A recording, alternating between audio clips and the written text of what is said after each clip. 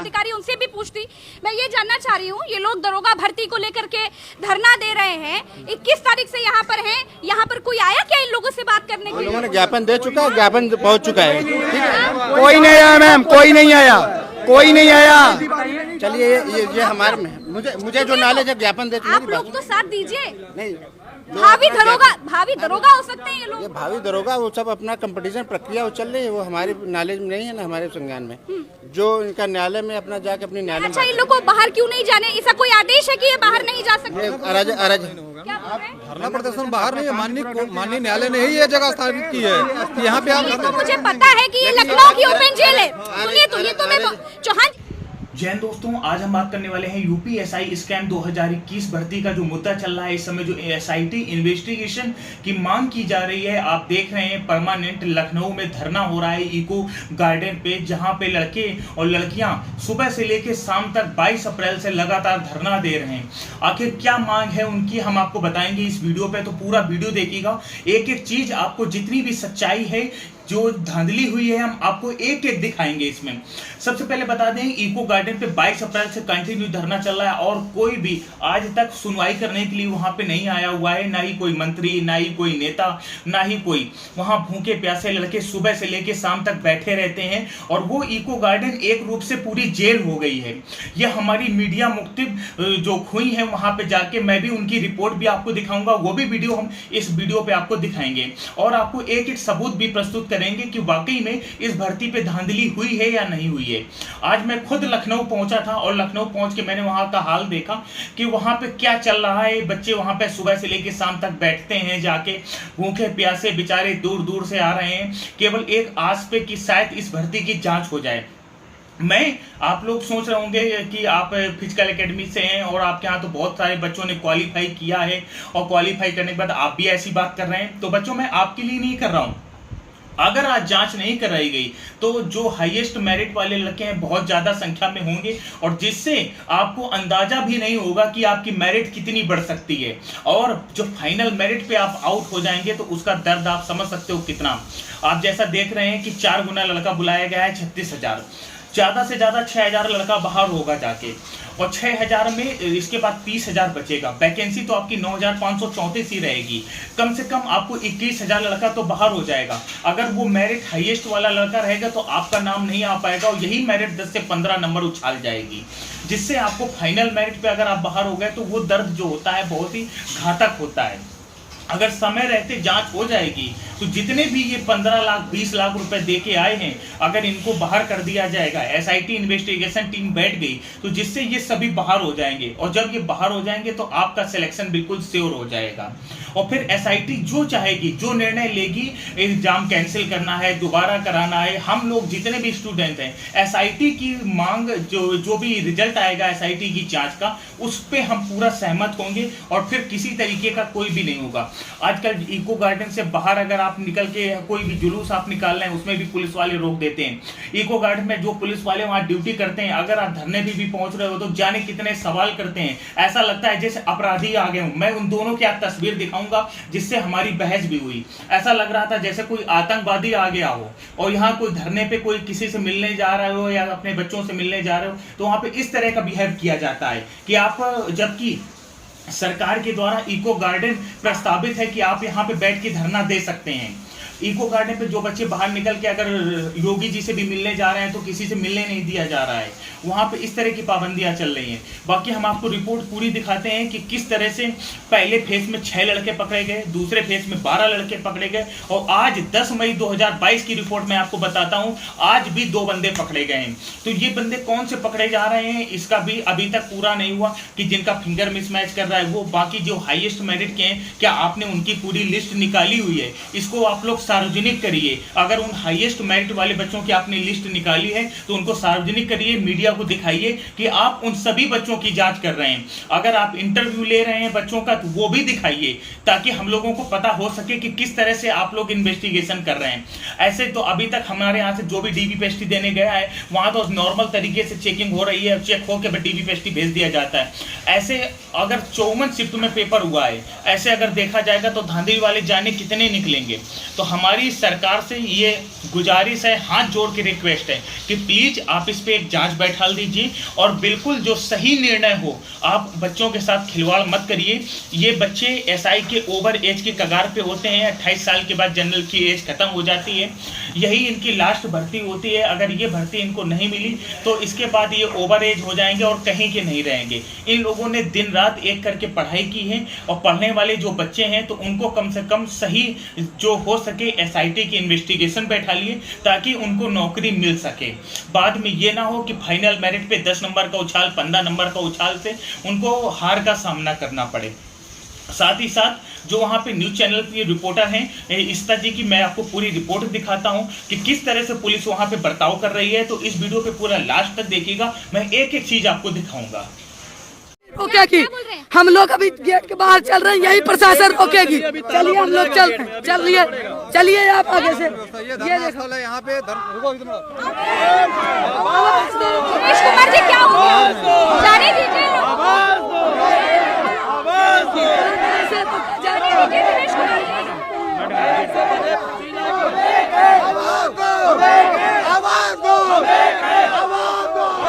दरोगा भर्ती के लोग हैं जिन लोगों का आरोप है कि दरोगा भर्ती में भ्रष्टाचार हुआ है, इसी को लेकर ये लोग धरना प्रदर्शन कर रहे हैं 21 तारीख से और ये लोग बाहर जा रहे हैं लेकिन गेट बंद।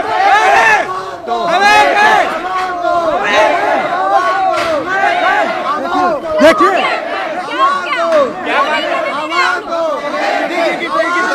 क्यों बाहर जाएंगे? धरना प्रदर्शन के लिए यह जगह चिन्हित। क्यों नहीं जाने दे रहे? कारण तो बताइए। धरना प्रदर्शन के लिए माननीय न्यायालय ने यह जगह स्थापित की है। आप लोग जाने तो दीजिए, ना जाने देने का कारण तो बताइए। कारण तो बताइए मैडम। आप तो जवाब दीजिए सर, जवाब तो दीजिए।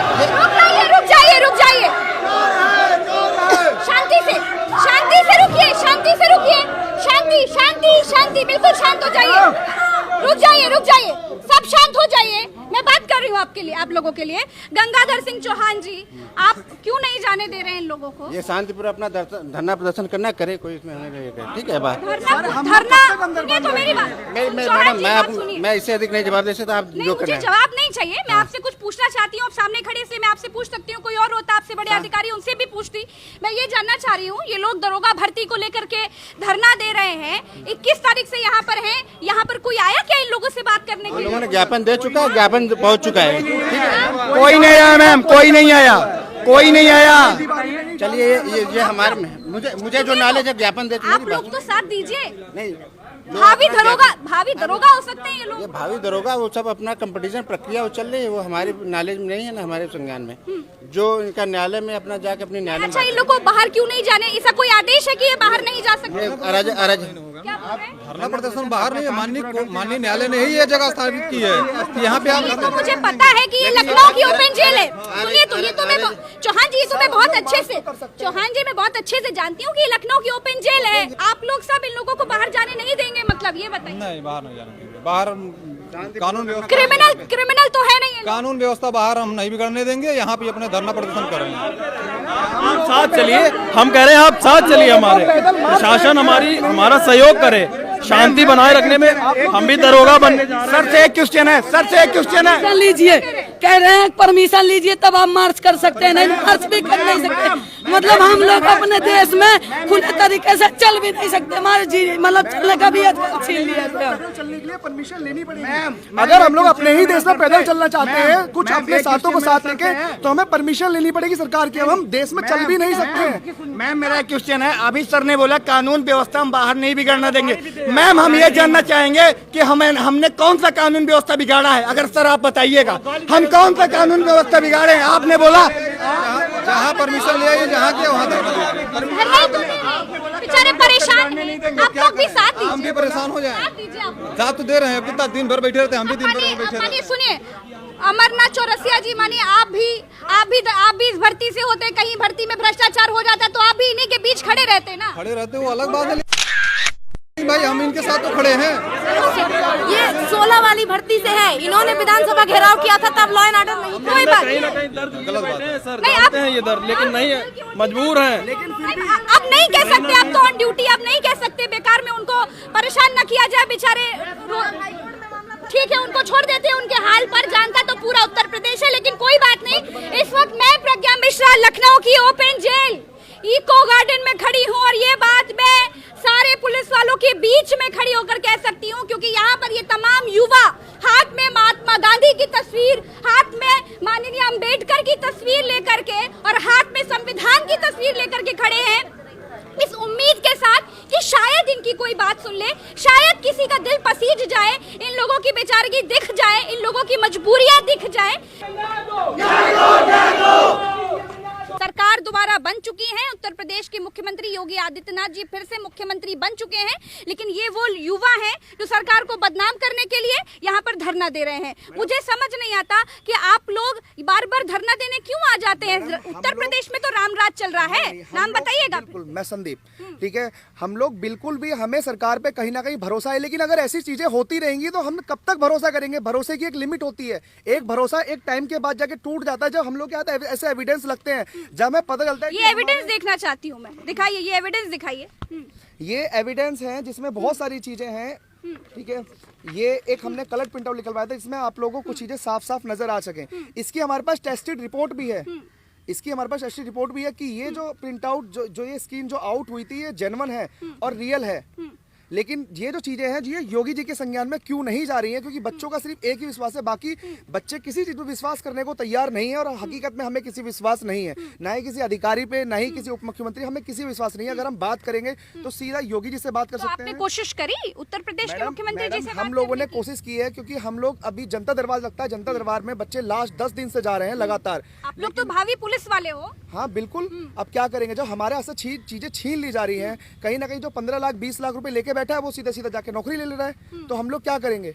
यहाँ पे अगर बैठते हैं तो कहीं ना कहीं आगे अगर हम लोग अपने ही देश में हम लोग इतने बाउंड हो चुके हैं इस सरकार के अंदर। उत्तर प्रदेश में क्या आज भी भ्रष्टाचार हो रहा है नौकरियों? बिल्कुल हो रहा है। यही कारण है कि आपने यहाँ पे नौकरियों से, यहाँ पे आपने इसीलिए लिखा हुआ है नौकरियों से। क्या कह रहे हैं? वो देखिए, दरोगा बनो, 15 लाख रुपए वर्दी खरीदो। ये देखिए, जनहित में सूचना जारी कर रहे हैं ये लोग। मुझे दीजिए, मेरे हाथ में दीजिए। जनहित में सूचना जारी कर रहे हैं, उत्तर प्रदेश में 15 से 22 लाख में दरोगा बनो, वर्दी खरीदो। वर्दी भी बिक रही है। ये नया उत्तर प्रदेश कहाँ से जन्म ले लिया भैया? मैम, हम लोगों ने कई जहाँ गए, हम सीएम आवास गए, वहाँ पे कुछ सुनवाई नहीं हुई, वहाँ धमकी मिली मुझे डायरेक्टली। उसके बाद हम लोग ने उप मुख्यमंत्री को भी ज्ञापन दिया, 3 बार ज्ञापन दिया, ब्रिजेश पाठक जी को, केशव प्रसाद मौर्य जी को, कुछ नहीं हुआ, कुछ नहीं। उसके बाद हमने भर्ती बोर्ड गए, वहाँ से कुछ नहीं हुआ। फिर हम पुलिस मुख्यालय भी कल गए, कुछ नहीं हो रहा मैम, हमारी कोई सुनवाई नहीं हो रही। हम लोग कभी परेशान हैं, यहाँ 21 तारीख डटे हुए हैं, लेकिन कोई सुनने नहीं आ रहा। हमारी बस यही मांग है, जांच तो करा दें एक बार, देख लें कितने लोग इसमें इन्वॉल्व हैं। इसमें अधिकारी पूरा भ्रष्टाचार हुआ है मैम, डायरेक्टली दिख रहा है इसमें। आप लिख रहे हैं राजा से मिलने का अधिकार नहीं, क्योंकि आज हम आजाद नहीं। बिल्कुल। राजा किसको बोल रहे हैं? राजा मुख्यमंत्री जी को। मैम, मैं कब से लगा हूँ मैम, 21 तारीख से मैं डटा हूँ यहाँ पे, अभी तक एक बार ही मुलाकात नहीं हुई उनसे। अधिकारी जाने नहीं देते हैं अंदर, और जाने भी देंगे तो मुख्यमंत्री जी रहेंगे नहीं, उसी दिन जाने देते हैं। हमारे जो ज्ञापन जाता है जिस दिन मुख्यमंत्री नहीं रहते हैं, और जिस दिन रहते हैं उस दिन जा नहीं पाते हम लोग। 9,500 दरोगा भर्ती परीक्षा और इसके पहले यूपी ट्रिपल पेट के एग्जाम आया था, तो हमारे जितने भी युवा भाई थे, बहन थे, सबको ये लगा कि दरोगा में, लेखपाल में कहीं ना कहीं हम सेट हो जाएंगे, और यही उम्मीद से युवा साथ आके, ठीक है, बीजेपी को दोबारा सत्ता में लाए हैं। अगर युवा साथ ना आते तो बीजेपी शायद दोबारा सत्ता में ना आ पाती, क्योंकि किसी भी सत्ता को लाने में युवा का बहुत बड़ा हाथ होता है।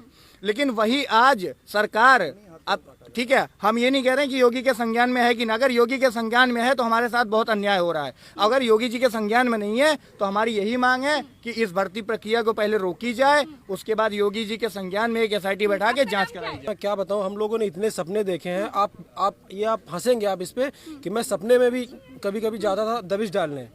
सीरियसली मैं बोल रहा हूँ, इतना मैं रोया हूँ जिस दिन मैं ये रिजल्ट आया, इतना रोया हूँ। उसके बाद मैं, देखिए, सपने में इनको सपने भी आते थे कि ये दबिश डालने गए हैं, और मैम इतना भ्रष्टाचार होने के अब इनके अधिकारियों ने खुली तो पता चला कि भ्रष्टाचार हो गया। इनके ये अधिकारियों ने बोल दिया है कि अब यूपी में राजा का बेटा ही राजा बनेगा। हम लोगों के गरीबों के लिए कुछ नहीं है, कुछ भी नहीं है। एक तो हम लोगों को खुद देर, मैं आपको बताऊं, हम लोग, सत्ता हमारी सुन नहीं रही है, विपक्ष के पास जाते हैं, वो लोग बोलते हैं कि राशन नहीं ले हो।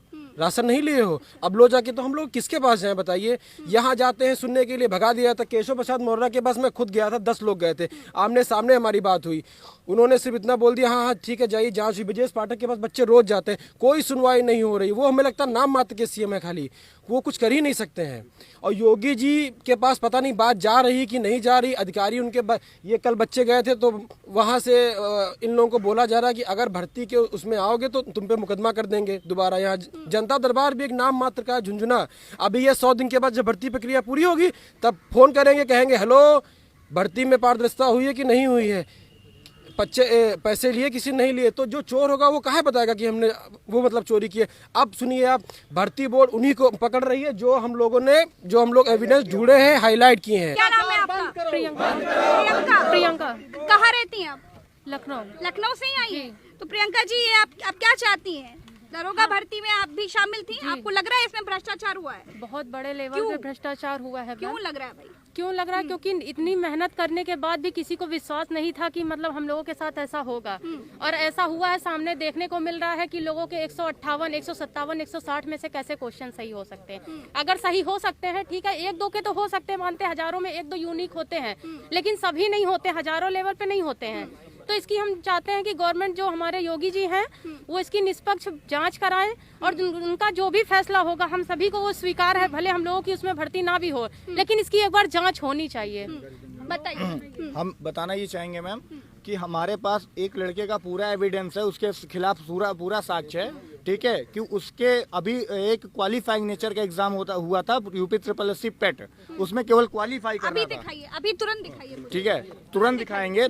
वो केवल क्वालिफाइंग करना था, उसमें कोई परसेंटेज नहीं थे, ठीक है, कोई परसेंटेज नहीं तो कोई मार्क्स नहीं थे। जो प्रूफ है आपके पास वो जी, उसमें वो बंदा पास नहीं हो पा रहा, क्वालिफाई नहीं कर पा रहा है। पकड़ के बताइए। ठीक है, ये है, ठीक है, ये SSSC, ये ऊपर यूपी SSSC पेट का उसका एडमिट कार्ड, ठीक है, हम आपको दे रहे हैं। ये है मैम, ये है ऊपर, ठीक है, यूपी SSSC पेट का है, और ये इसका स्कोर कार्ड है मैम 37.50।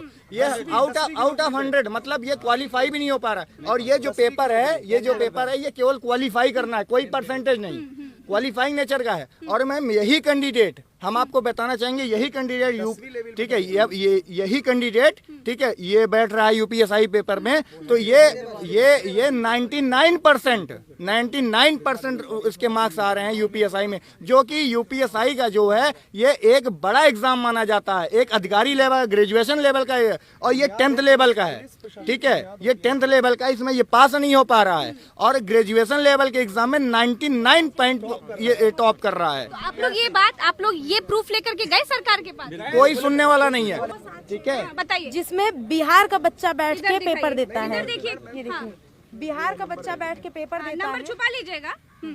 बिहार का बच्चा बैठ के पेपर देता है, ये उसकी रजिस्ट्रेशन की फोटो है, और ये जो है कोई बात नहीं। ये उसकी रजिस्ट्रेशन के टाइम की फोटो है, और उसकी जगह पे बैठ के पेपर कोई और देता है, बिहार का बच्चा। इतने एविडेंस होने के बावजूद भी जांच नहीं हो पा रही है भर्ती में, और हमसे ये पूछा जाता है कि आप क्यों चाहते हो, एविडेंस दिखाइए। इतने तो जो वायरल हुए हैं वो एविडेंस है, बाकी जांच हो तो पता नहीं कितने मुन्ना भाई इसमें घुस के बैठे हैं, अंदाजा ही नहीं है।